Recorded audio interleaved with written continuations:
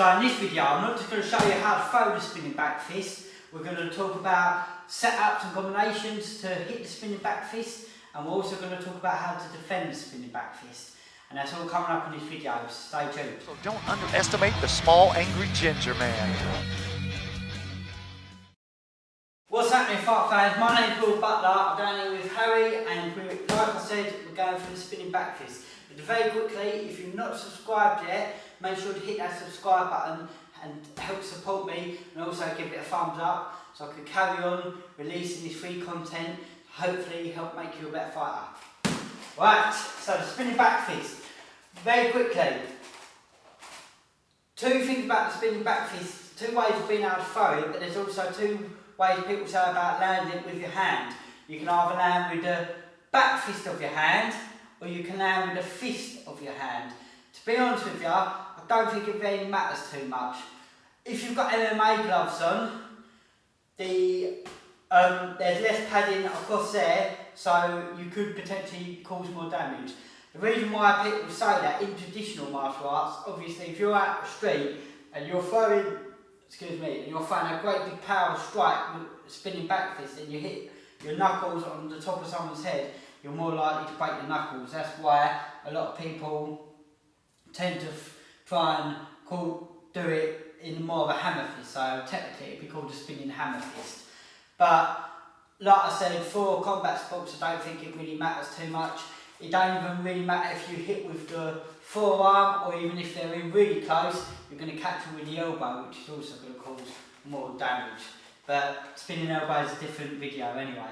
So, how to throw the spinning back fist. There's two ways of doing this with your footwork. So, you're going to step your foot across, looking at your opponent. You want to shift, look over your shoulder to see your opponent, and then that's when you want to throw the back fist. So again, you want to, if Harry's in his guard, I want to step across to his lead leg. So I'm going to step across here and throw the back fist from there, and then back to stance. So again, step, back fist, back to stance. Again, step, back fist. If you feel like you want to get away from them, you can even step all the way back and then step back again into guard. So we'll just go through that one more time. So step, twist up, look over, throw the back fist. You can either step back into guard, but you're still going to be in range, or you can step, throw the back fist. If you feel like you ain't hurt him if he blocks it. If you're going to step and he's going to block, so you step across and then he blocks and you're worried that he's going to counter you or come back, that's when you can turn back, step back into opposite stance, step back into your normal stance if you're an orthodox fighter. If you're southpaw, then obviously you're going to step over to this side to come in, bang, the same principles apply. You're going to step either straight back in front of him or step back to your guard. So, very quickly, let's go for that one more time. So you step, throw the back fist, look across, step back in range. So if I step, throw it and I hit him, and I come back and I feel like I want to carry on striking with him, I can carry on and hit him. Or I can step, strike, step back to your opposite stance, step back into your original stance. Now, the other way to do it is what I like to call the follow through with the back fist. So, you've got, again, you still step into the outside, so you step to the outside, you throw the back fist but you follow through with it.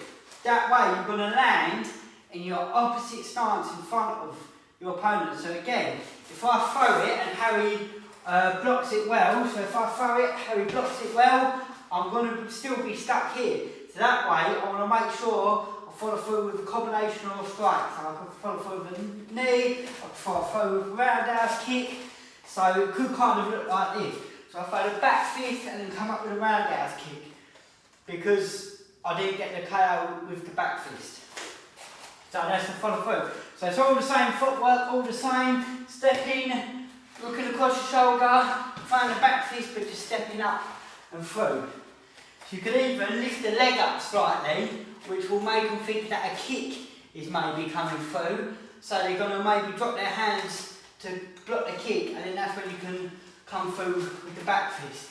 So you can always come up, boom, lift that leg up, or could make you think, oh, that you could go with the body, and then you're going to get caught with the back fist. So, that's two ways of throwing it with the footwork.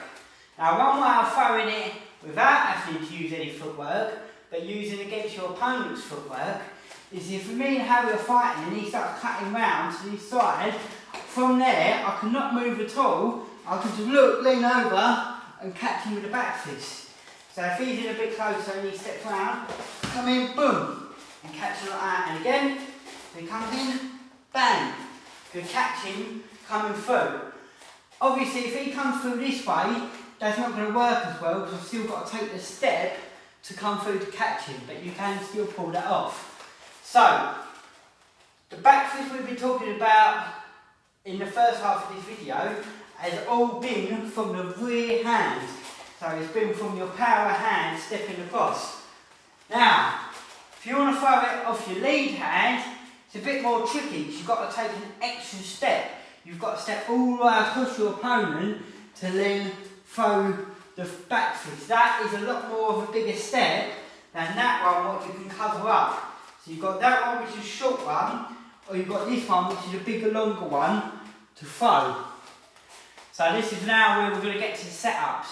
One way how we can set this one up is if we throw the roundhouse kick and Harry moves out the way of it.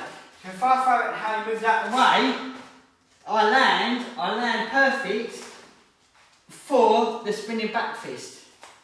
So that's why it is good to practice off the lead hand. So if we go again, I throw, move back, I land perfect, I can come through, bang, spinning back fist. Now, if I want to do it off the lead leg, throw the roundhouse and I miss it, it's still the same thing. I can switch, throw, I miss it, come through, spinning back fist. Oh yeah, I don't know if I mentioned, but always try and keep this hand up after you throw the spinning back fist just to keep you covered. Again, if I miss and come all the way through, I'm still covered if he wants to counter me. So make sure you're always keeping one hand up. Sometimes when I'm demonstrating, I'll forget my own technique, what I'm talking about, and I have these arms down here, but make sure that hand is always up. Right, another way how you can throw it off the rear, that's set out with a combination, which I like to do, is throw in a jab, cross, jab, and as I show that last jab, I disguise a step. So I come in and go bang, bang, bang, and step across like that, and hopefully while I'm throwing, Harry's going to cover your head up because I've been throwing the punches, and you're not going to see the spinning back fist coming because I've covered it with a jab. I mean, you don't even have to throw the jab across before, you can just throw the jab with the steps. You can throw the jab, step, and then come in with the roundhouse, with the back fist. Again, same with the hook. You can throw the hook, step across, and throw the back fist. So hook, throw the back fist. As you can see, as I threw that hook, I stepped across to throw that hook. So I come in, step across, throw that hook, and then they set me up for the back fist. So there's a few ways of trying to set up the back fist. You could also try to set up off the teeth. So if I'll come in, I can throw the teeth at Harry and then drop my foot down this side and come in with the back fist. I could always fake it. I could always come up like that and then come in and throw the back fist, doing the old tie hop. So as I come in like that, he thinks I'm coming in with some sort of kick or something, and I come in with the back fist. Now, like I was saying with the follow through one, like I was saying about the follow through one, when you follow through, you've left yourself open, make sure you come in with a knee or a strike or a kick. With the one where you don't follow through, a counter, what I see what is really, really good, is if I step in and throw the back fist, and Harry comes back in, I can throw this other back fist as well. So, if I'm here, I throw the back fist, and then return with another back fist. I think it's a very good, powerful strike to do. Now, I almost forgot one more way I wanted to mention. If you've got someone who's coming forward with a lot of pressure, another way you can catch them with a spinning back fist, so if you just go back a bit, if you slowly walk in on me. So if Harry's walking me down, I can step back like that, and then he can run into the back fist. So if he's following me down, I can step back, and then as he's coming forward, he's going to gap to the back fist. So if you just go back a bit, if you come in quite heavy, come in, boom, he's going to step and walk into it. So what you're doing with this footwork is you're literally stepping back, was making an angle for the back fist for him to run into. Now, like I said, you do have to have a really strong pressure fighter. They really have to be coming in at you for you to pull this off. But I have pulled it off in sparring, so I know it can work. So as they're coming in really strong and heavy, you're just stepping back and catching them with the back fist. If for some reason they don't come in that heavy, and so coming in with the and I step back and I miss, it doesn't matter because I'm still here in my opposite stance where I can then throw something else to get back into stance or whatever. But it's still letting them know, hang on, there's danger if you're going to keep coming onto me, following onto me. So, right, we've gone through the footwork ones where we come across, we can land, we can step back, we can land, we can throw combinations and we can land. It's all good now how to land, but now how do you block the spinning back fist? Now if Harry throws a spinning back fist on me, one way you can block it is shielding up. Now this is a very, very powerful strike, like I said before, probably one of the powerful strikes out there. So you've got to make sure you have that hand glued to the side of your head well. If your hand's out here and he hits me, so if you're flat, it's just going to go through, I'm going to end up hitting my own head and potentially knocking myself out. But if he throws it one more time, boom, if I'm there and I cover up tight, and then that way I can block it. It's a bit harder to counter off of this because like I said, where it's such a powerful strike, it might even knock your opponent slightly. So it is a little bit harder to counter off of that, but at least you've managed to block the initial strike. Now another way to do it is lean back. So if Harry goes to throw a spin back fist, lean back and then come in with my own cross to try and counter him. So again, if I come in lean back, I can come in with my own cross to counter. That's why when you throw the spin back fist, you've got to make sure you have your other arm up. Now another way how to do it is ducking it. So if you go to throw the spin back fist at me, you're ducking underneath it. I actually pulled this off in one of my fights. Do it again. Good. Ducking underneath it. Your shots when you're moving away from the fire. Oh.